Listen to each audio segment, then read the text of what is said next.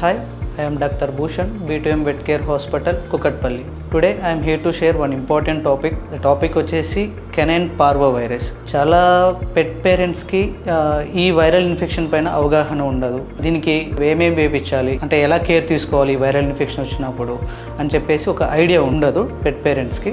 జనరల్గా వచ్చేసి canine parvovirus ఎలా వస్తుంది, దీని యొక్క సిమ్టమ్స్ ఏంటి, దీని యొక్క డయాగ్నోసిస్ ఎలా, దీని యొక్క ట్రీట్మెంట్ ఎలా ఉంటుంది, ఇదంతా వచ్చేసి ఈరోజు డిస్కస్ చేద్దాం.